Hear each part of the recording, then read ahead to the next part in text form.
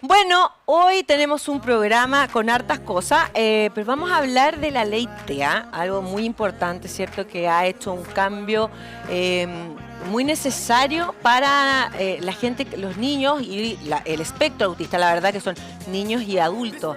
En general se habla mucho de las aulas, de cómo los niños se comportan en las aulas cuando tienen TEA, y la verdad es que este es un avance para ellos porque también significa un aporte muy grande en su vida, y también tiene que ver con la inclusión, ¿no? Algo que nos ha costado mucho a nosotros como chilenos, como sociedad en general, la inclusión. Porque se habla mucho de inclusión y todo, pero la verdad es que más bien se trata de poner a la otra persona en el mismo lugar que tú, ser empático, no ponerte en sus pies, no es como ser empático desde yo me pongo en tus zapatos, sino que te acompaño, voy al lado tuyo caminando, y eso es un poco lo que ellos quieren. Yo el otro día estuve mirando una entrevista súper interesante que tenía que ver con es una profesora con TEA y que tiene tres hijos con TEA, mellizas y un hombre, son las dos chiquititas y el hombre. Las chiquititas no hablan, no se comunican a través de la voz, digamos, ¿cachai? No hablan, pero sí se comunican evidentemente de otra manera, y el mayor sí hablaba, pero ella pensaba que sus hijos no iban a tener TEA, y resulta que los tres nacieron con este espectro autista, ¿no? Lo cual para ella fue súper complejo vivirlo, y ahí fue cuando decidió hacer un cambio desde el punto de vista de la vida y de cómo incorporar a la gente también a nuestra sociedad, ¿cierto? A los que padecen de este espectro. Vamos a conversar con Guillermo Bravo, director de la Fundación Diferentes, más no inferiores. ¿Cómo estás, Guillermo? Muy buenos días, gracias por estar con nosotros y conectarte acá a Emprendidos.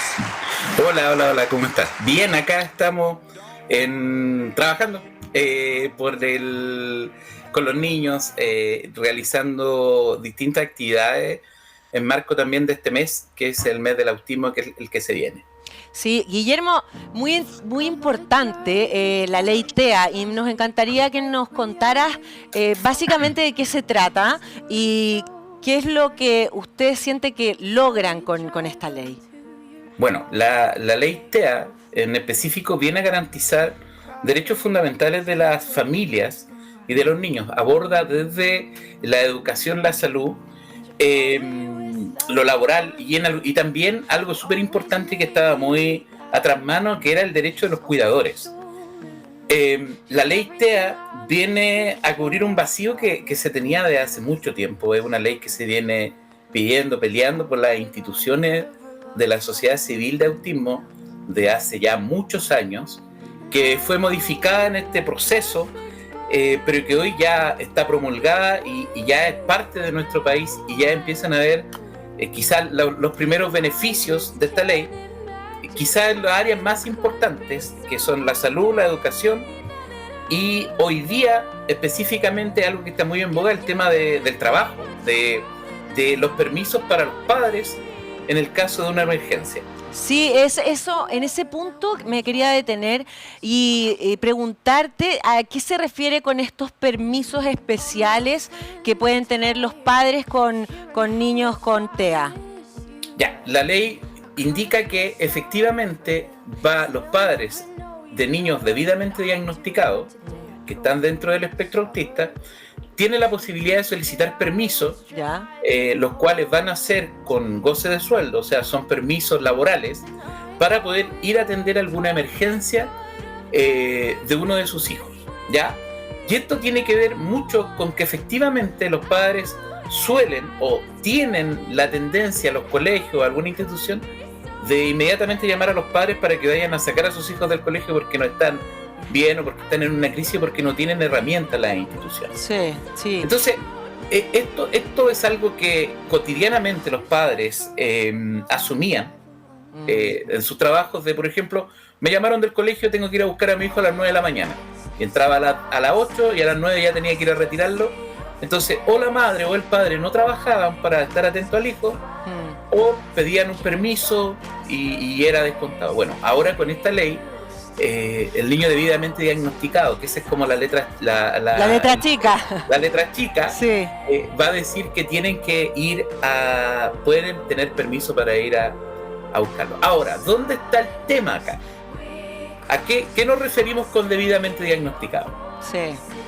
Entonces, hay un porcentaje importante, un alto porcentaje de familias que no han llegado al diagnóstico oficial por lo caro que es. Sí, sí. Y en ese sentido, Guillermo, hay muchísimas de hecho historias con gente que no ha sido no le han encontrado el TEA diagnosticado e incluso han llegado a su vida adulta sin saberlo. Entonces, ¿en qué cosas nos debemos fijar, en qué características de quizás nuestros hijos para darnos cuenta cuando tienen este trastorno? ¿Cómo saberlo? Yo sé un poco de la vista, que quizás no te miran directamente a los ojos, pero ¿cuáles son las señales? Hay variadas, y va a depender mucho del estadio de vida en el cual están. Cuando son más pequeños, cuando tenemos un bebé, 2 años, 1 año y medio, nos vamos a fijar inmediatamente porque no hay contacto visual, no hay apego, no hay suficiente apego, hay una relación distante que la madre inmediatamente va a notar. Entonces va a ver que su hijo es distante. Al tomarlo, no fija su mirada, no hay ese contacto, y ahí parten quizás las primeras señales. Sí. Ya después, en etapa ya más pequeños, 4, cuando empezamos con la etapa escolar, o antes, empiezan a haber estos desequilibrios sensoriales, que pueden ser relacionados con la alimentación, la hipersensibilidad táctil. Muchas veces creemos que el mal comportamiento es relacionado al TEA y no tiene mucho que ver. Pero sí hay factores que pueden alterar, por ejemplo, a un niño, como por ejemplo los ruidos. Sí. Escuchar ruidos fuertes o ir al supermercado, ver mucha gente, el niño se agobia, se tira al suelo, hace una crisis, y la única manera de calmarlo es sacarlo de ese lugar, como quitarle la presión, y puede ser una señal. Ahora, es importante todo esto poder periciarlo a través de evaluaciones que están destinadas al diagnóstico TEA, pero también escuchar a los profesionales, como por ejemplo la tía del jardín, la tía del lenguaje, el profesor, que son los que tienen quizás más contacto. El mayor contacto, sí, porque ellos están viendo y ven, oye, su hijo se comporta de una manera diferente, y levantan los primeros síntomas o símbolos de alerta. Claro, absolutamente. Entonces, y ahí uno tiene que empezar a trabajar, ya perseguir este camino del diagnóstico. Y, Guillermo, ¿quién puede diagnosticar el TEA? Bueno, el TEA, el diagnóstico oficial, lo entregan los profesionales neurólogos, psiquiatras, neuropediatra, etcétera, que tienen ellos son los específicos que pueden entregar un diagnóstico oficial. En paralelo, generalmente se manda a hacer una evaluación, 2 evaluaciones en algunos casos. Una es el ADO2, que es una evaluación estandarizada para el diagnóstico de TEA, y el otro es el ADR, que es una encuesta a los padres. Y esos son complementos para el diagnóstico. Entonces tenemos la visión del neurólogo o del psiquiatra, más esta evaluación, se hace un complemento y se diagnostica. Y eso es lo oficial, que es lo que exigen los colegios, que es lo que exigen en algunos lados. Por eso, cuando nos ponen el debidamente diagnosticado, sabemos que hay padres que no llegan al proceso de solicitar, por ejemplo, hacer el trámite de discapacidad. Claro. Sí. Entonces, ¿hasta qué punto ese debidamente diagnosticado es? Esas son cosas que se tienen que definir según la ley. Y que me imagino que esas cosas son las que van a empezar a pasar ahora, ¿no? A aclarar bien los puntos de la ley. Sí, porque las leyes, o en este caso la que nos interesa a nosotros, que es la ley de autismo, es un traje que hay que ponerlo a la medida de la realidad chilena. Sí. Entonces, ¿cuál es el acceso que se tiene, por ejemplo, para una familia de escasos recursos de la periferia o de cualquier, hoy en día de cualquier comuna, a un neurólogo? Ahora, ¿hay horas suficientes en el consultorio? ¿Tiene que una lista de espera de un año? O sea, no podemos esperar que un niño ingrese a un programa en un consultorio y tenga que esperar un año para ser evaluado. Sí. Nos quita un año de posibilidad de trabajo. No, y aparte que, Guillermo, o sea, si uno detecta que tu hijo tiene algún trastorno del espectro autista, y se demoran tanto en atenderlo, entonces, claro, no se va a poder adherir a la ley, porque no va a estar diagnosticado. Entonces, sí. Es como, en ese sentido, claro, ahí hay unas patitas que están cojas. Sí, pero es como en todo, hay que trabajar, hay que adaptar o empezar a trabajar para que esto sea la medida. Ahora, las leyes generalmente son genéricas, y se tiene que empezar a modificar a la realidad, al tiempo y el espacio de la realidad chilena. Entonces hoy día, sí, por ejemplo, Ministerio de Educación, Ministerio de Salud, Ministerio del Trabajo, todos están alineados para poder empezar a hacer cumplir la ley. Ya. Ahora, el Ministerio de Educación dice que que el niño tiene el beneficio de tener profesores capacitados, ya preparados, sí, para la atención en aula. Eso igual es complejo, ¿eh? El tema, sí, de... Sí. Entonces, estamos en ese proceso, se inició ya el proceso de capacitación, se entregaron los recursos a los colegios para que empiecen a tomar capacitaciones, charlas, o tener especialistas que vayan a entrenar a profesores para hacer contención de crisis, para poder manejar las conductas disruptivas, etc. Sí. Entonces, la ley es un punto de pie inicial, pero ahora viene todo el trabajo de las instituciones para empezar a exigir, por ejemplo, ok, esto nos dice la ley, queremos esto en los colegios, y para esto necesitamos esto otro, y la ley lo garantiza. Mira, el otro día, Guillermo, estaba escuchando, estaba hablando antes de que conectara contigo, a una maestra, a una profesora con TEA, y ella se especializó, y tenía 3 hijos, y una seca, la verdad, impresionante, hablaba muy rápido, entonces decía, perdón si hablo muy rápido y todo, y ella comentó que si hiciera un análisis de cuánta gente hay con TEA en nuestro país, al menos un niño por aula, sí, tiene TEA. Sí. Entonces, la verdad es que es una situación que tú dices, la verdad, es mucho, es harto, y estaba totalmente como abandonado de alguna manera, y también como el sufrimiento que pasan, porque ella contaba el tema de cuando tocaban la campana en el colegio. Ella se acordaba que cada vez que tocaban la campana era un dolor y era insoportable para ella. Entonces, cómo ellos, de qué manera también viven, y que hay cosas que uno definitivamente debiesen sacarse, como por ejemplo los timbres, quizás esos sonidos tan fuertes, pero yo creo que uno, cuando no padece TEA, pero tú puedes escuchar a una persona que lo cuenta de su historia, es imposible no empatizar. Es imposible, claro, no tener, no cambiar, o sea, porque son mínimas cosas, quizás, que para ellos son fundamentales en su vida. Claro, el modelo de trabajo que se tiene que tener en algunos casos es un modelo orientado a que el niño también adquiera herramientas. Entonces, hay cosas que no van a poder cambiar, como por ejemplo la sirena de los bomberos, la ambulancia, claro, sí, y son cosas que efectivamente van a estar y que son tremendamente necesarias para dar aviso. Sí. Entonces, yo como padre, yo como institución, yo como escuela, ¿cómo provoco un entrenamiento para que este niño pueda adaptarse? ¿Y cómo le entrego herramientas? Entonces eso es clave.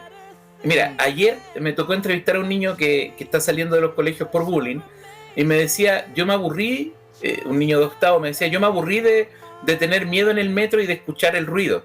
Entonces me aburrí de asustarme por todo. Entonces, ¿qué hice? Empecé a escuchar música fuerte. Y te estoy hablando de un niño de octavo básico de 13 años con autismo. Y me dijo, y yo decidí hacer eso porque yo necesito no tener miedo. Claro. Entonces, es un tema fundamental de también tener esta empatía, de decir, ¿sabes qué? Sí, es verdad. Mire, ¿cómo yo resolvería esto por ejemplo, del timbre de un niño, del sonido del timbre? Yo le avisaría antes. Juanito, va a sonar el timbre, atento. Claro. Suena el timbre y ya lo preparé, lo anticipé. Sí. Y evito una crisis. Mira, es algo tan simple. Sí. Ni siquiera gasto recursos. Simplemente soy como profesor empático con el niño con condición. Sí, no, increíble. Ahora, después de todo lo que me has dicho, evidentemente es muy importante que en los colegios, en cada uno de los colegios que existen en nuestro país, haya una persona mínimamente, ¿cierto?, especializada. Hoy día hay psicólogos en los colegios, qué sé yo, evidentemente los con menos recursos tienen menos posibilidades, ¿cierto? Pero esta ley va a democratizar las opciones para los niños con TEA.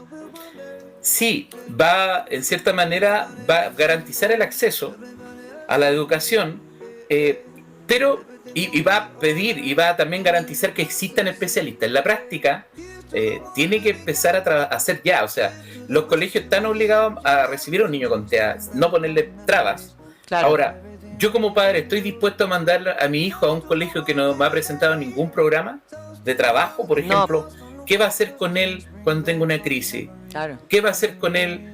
¿Hay alguien que va a estar atento si le están haciendo bullying? Porque son cosas fundamentales. Hoy día estamos viviendo una pandemia de bullying en los colegios, donde hay mucho abandono, donde los chicos están saliendo de las escuelas. Entonces tenemos que primero atacar eso. Tenemos que primero crear las garantías que los niños con autismo van a estar bien en los colegios.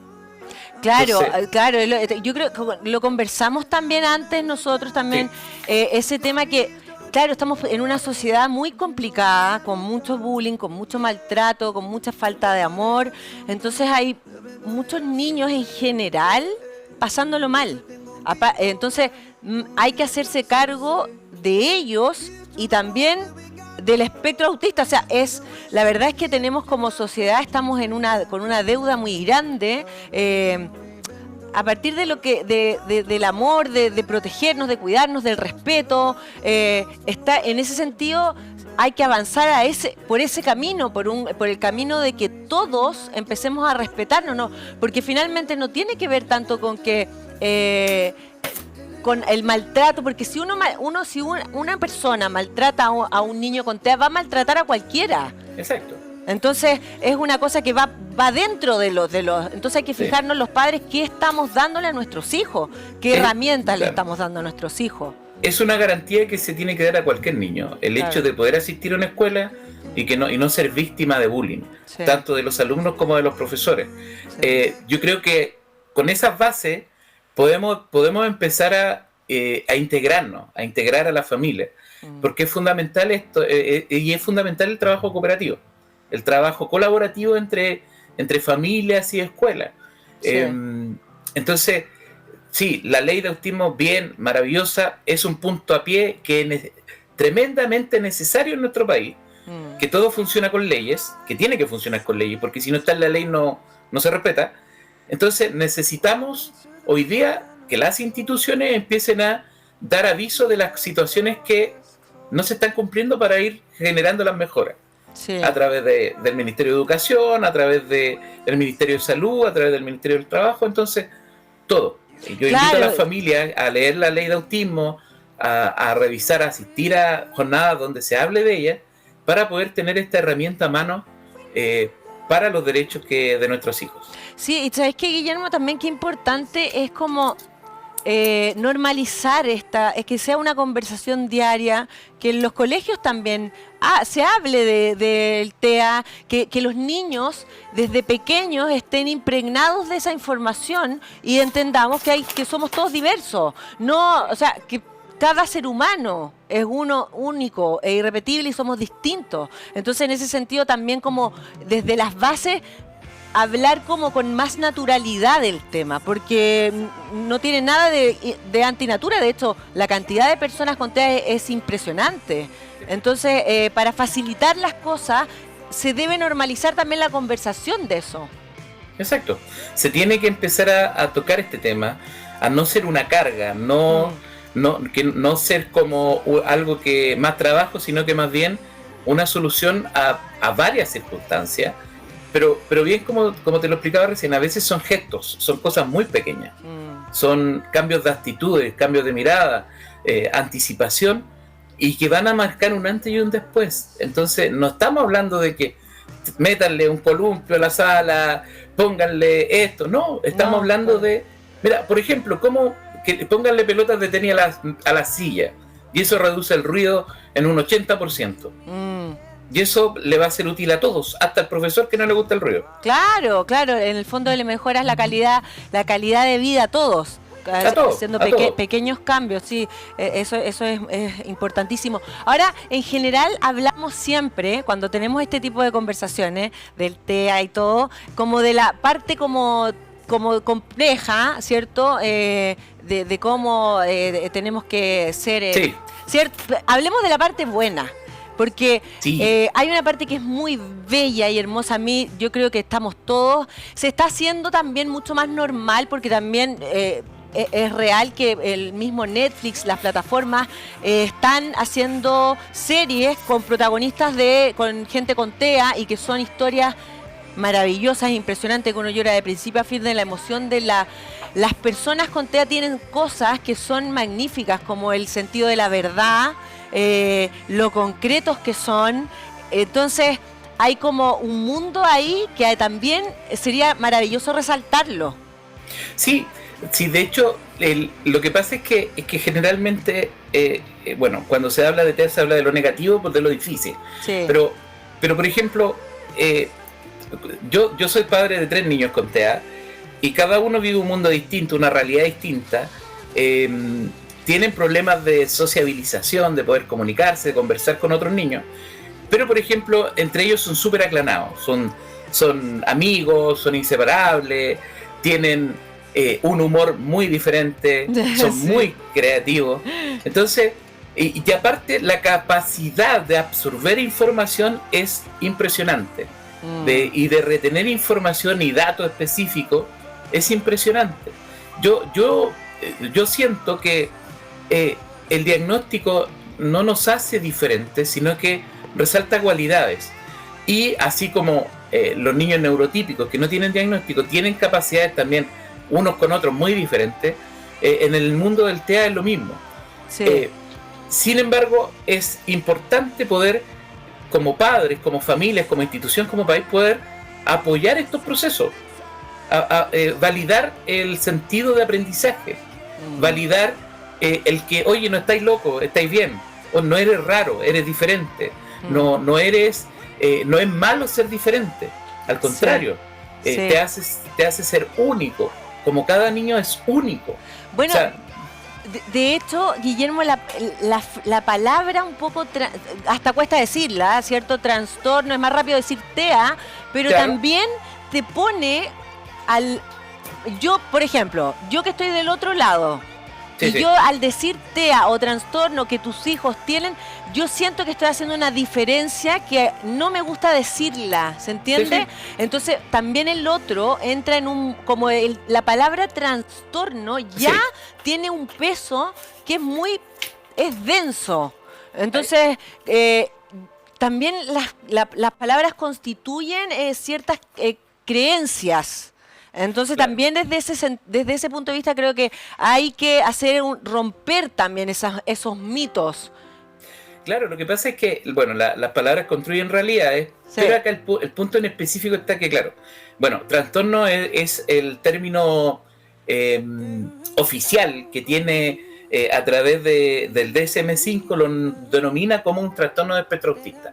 Se está peleando porque en algún momento se cambiara condición, pero hoy día es EA, es espectro autista, que es como dentro de un espectro.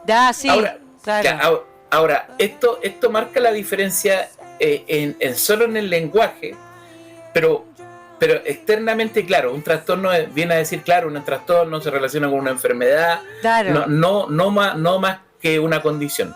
Y una condición es ser diferente, de pie a cabeza, funcionar de manera distinta. Positivo o negativamente. Sí. Oye, tú como papá de estos tres maravillosos niños, ¿cómo te has sentido en este proceso de ser padre con tres niños distintos? Más encima los tres están distintos uno del otro. Claro, o sea, fue el inicio de todo este camino fue con Dante. Dante es ya un adolescente de 16 años, Mira, sí. de 15 años, que él inició, nos abrió esta realidad del mundo TEA. En ese tiempo, Asperger. Sí, ya no se dice, ¿no? No, ya no. Es que cambió todo. Sí. Cambió el Asperger. Salió el Asperger y hoy día todo es TEA. Entonces todo está dentro del diagnóstico de TEA.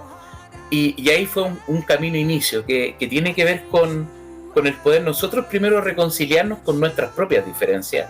Y de entender que también nosotros, cuando tenemos un hijo TEA, empezamos a mirar nuestra infancia. Empezamos a ver, oye, pero yo también era así. Oye, mi papá es así.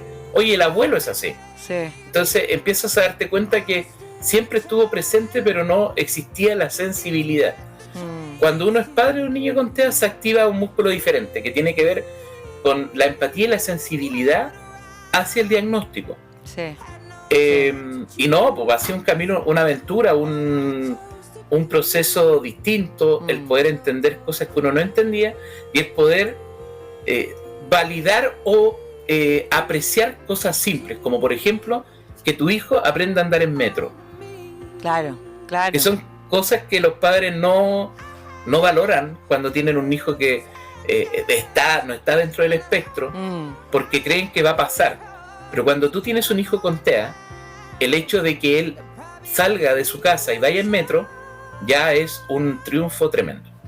Qué maravilla. Sí, la verdad es que las historias son muy, muy, muy bonitas en general y de escuchar, y también te sensibilizan de otra manera, pero por eso me parece tan importante que lo miremos desde el punto de vista en general de respetar a los otros, de respetarnos a nosotros mismos y después evidentemente al resto, y que somos todos distintos. Y ahora, ¿qué se viene para ustedes después de ya esta ley ya está, ¿cierto? Que eso es un gran logro, evidentemente, porque los pone en un contexto y pueden avanzar en el camino. Pero ¿qué se viene aquí ya a seguir haciendo? ¿Qué es lo que viene para ustedes? Bueno, como en lo particular como institución, nosotros trabajamos durante todo el año con más de 90 familias aquí en la fundación que están dentro del espectro autista, con proceso educativo para la validación de exámenes libres. Y esto nosotros lo terminamos en diciembre, cuando ya salimos y terminamos nuestro año escolar, por decirlo así. Sí.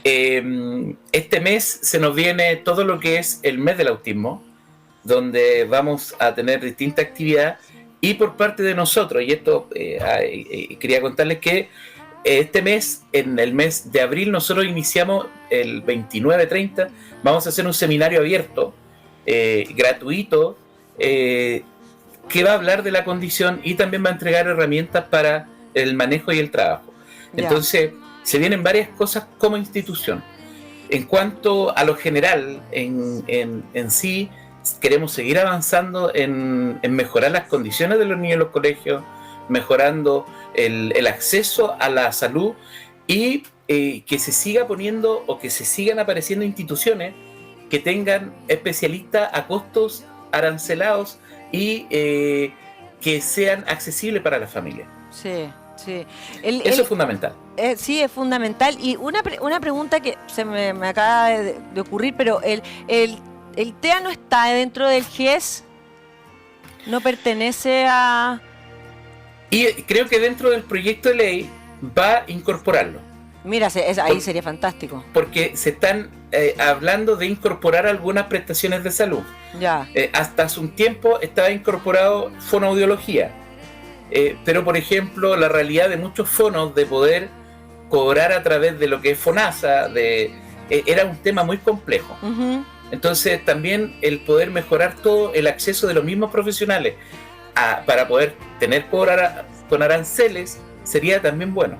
Sí, se quiere incorporar a las prestaciones de salud relacionadas con TEO. La ley dice que el Ministerio de Salud va a estudiar cuáles son estas prestaciones que pueden entrar dentro de estos programas. Ya, perfecto. Entonces aquí le queda todavía al Ministerio de Salud decir esto sí, esto no. Guillermo, te queremos agradecer esta conversación con nosotros esta mañana. Te mandamos un abrazo gigante, que les vaya increíble. Cariños a tus hijos. Estuvimos hablando entonces con Guillermo Bravo, director de la Fundación Diferente Más No Inferiores. Gracias, Guillermo. Muchas gracias a ustedes por la invitación y estén atentos porque les vamos a enviar para que nos ayuden a publicar el hecho de este seminario que vamos a hacer acá en la Fundación, abierto para todos para que vengan a escuchar y aprender los temas. Por supuesto que sí, ahí vamos a estar esperando la invitación. Un beso, buen día. Buen día, hasta luego.